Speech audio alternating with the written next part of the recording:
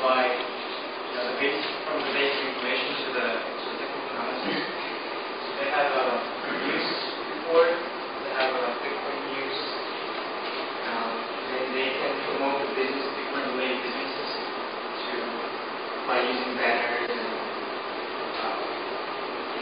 So whoever is interested in Bitcoin business, future entrepreneurs can be on this platform and advocate their businesses.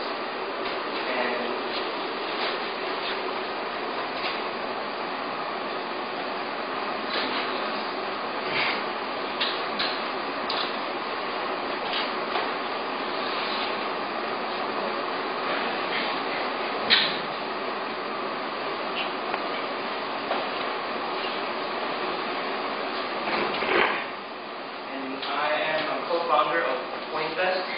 What I do is that we provide trading information for all alternative coins.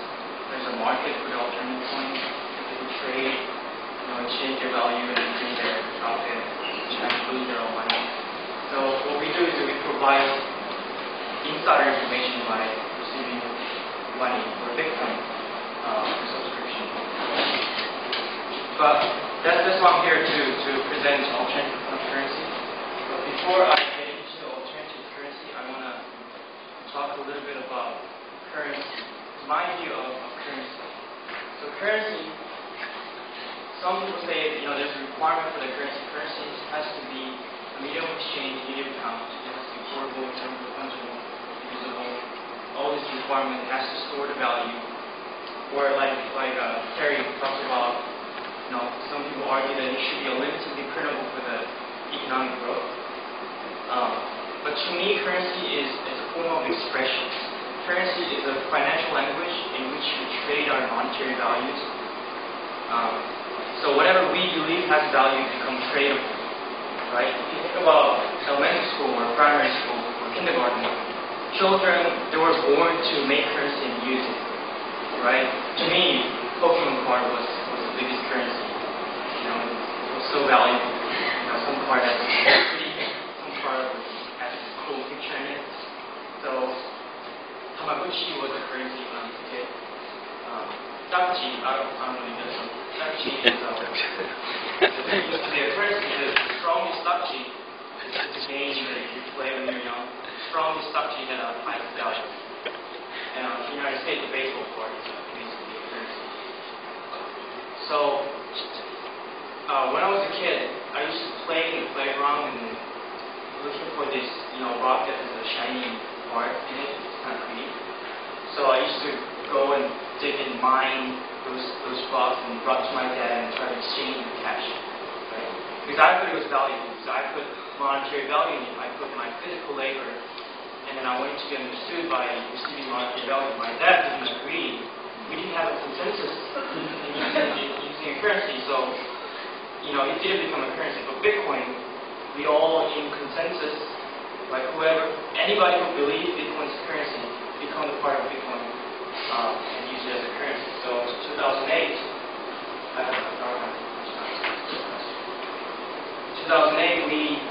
me and you, we want to trade money. There has to be a third party taking part of our transaction. Government or banks taking all this, taxing it and fee. But now, we're just like children. We put whatever we believe has value, we put monetary value in an object and use it as a currency. Just like Bitcoin, just like Pokemon card. Right? So we trade you and me, not the enforcement of a centralized government or banks. So the reason why I'm talking about this is that it's very natural that currencies emerge. Right? It's our innate ability to create a monetary value and use it as a currency. So anybody who says or believes Bitcoin should be the only digital currency is ignoring the fact that it's our natural tendency to create currency. So there are more than 500 different cryptocurrencies. I don't know if you guys know this. How many have heard of Litecoin or Dogecoin, Peercoin? How many owns other coins? So it's not a mainstream. It's not popular. It's popular among those people who invest.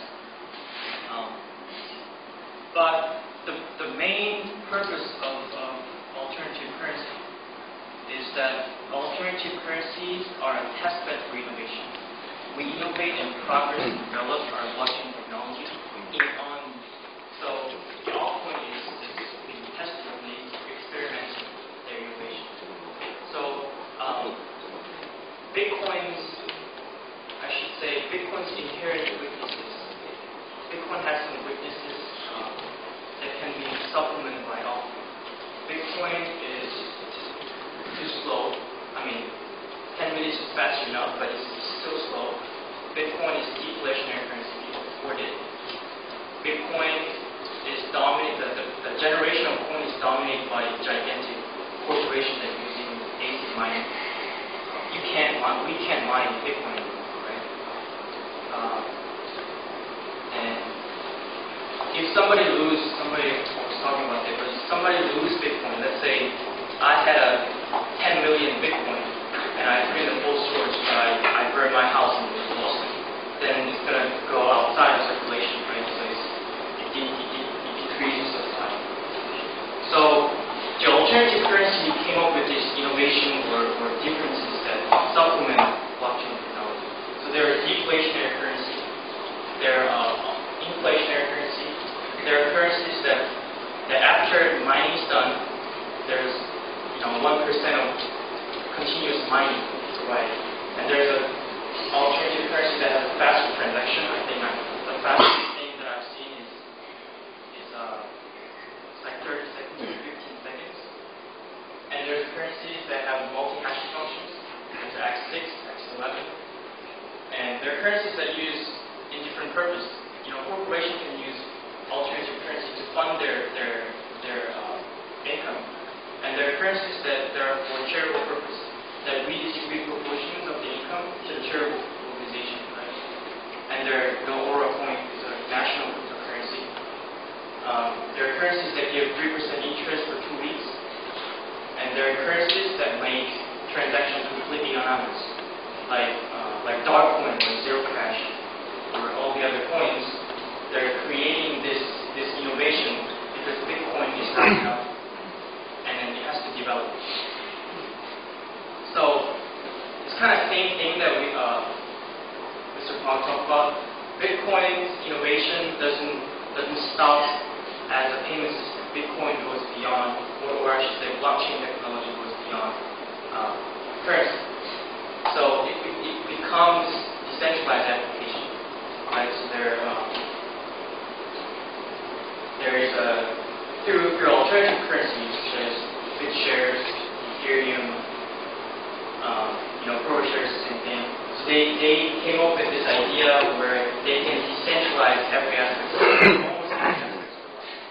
So not only a payment system, but they can do decentralized voting. I mean, current voting system is still centralized. You have to trust somebody to count voting fairly. So we don't want to put any trust in it, so we want to decentralize voting. You can be your own bank. You can create your banknotes through alternative currency. You can lend money. There's something called Ripple. You can do asset exchange. You can decentralize exchange. You can exchange your gold ETF and Satoshi's matter to exchange bond. There's smart contracts, smart property, trading, insurance, domain hosting, Namecoin, and bitShares is doing domain hosting. Cloud storage, there's a coin called Namesake coin. There will be decentralized cloud storage and decentralized trading and gaming. So it's not that altcoin is harassing Bitcoin. It's more like altcoin is supplementing and fulfilling what Bitcoin should have done. And people can innovate. Human beings are smart, so they can continue to innovate and develop the blockchain technology. So my point is that we don't want to live in a world where dollar only is a currency. Right? We don't want Federal Reserve decides something has value and something does not. We want competition and freedom. We want free market, and free market brings innovation. So we don't want to bring Bitcoin. We don't want to see Bitcoin as a predominant, and this is the only digital currency, because Bitcoin has some weaknesses, and we don't want these gigantic mining companies mine all these Bitcoin. have very little amount of Bitcoin. So we want free market, competition, and innovation, and development of blockchain technology through altcoin. And I forgot this. It is still possible to implement all these other technologies to Bitcoin. Bitcoin could adopt all these technologies, but Bitcoin has 7 billion market cap, so you don't want to mess with coding, right? So altcoin is a place where people can experiment in their innovation. So they can come up with coins like Darkcoin, Basic, all these good coins. So join us this revolutionary, disrupting technology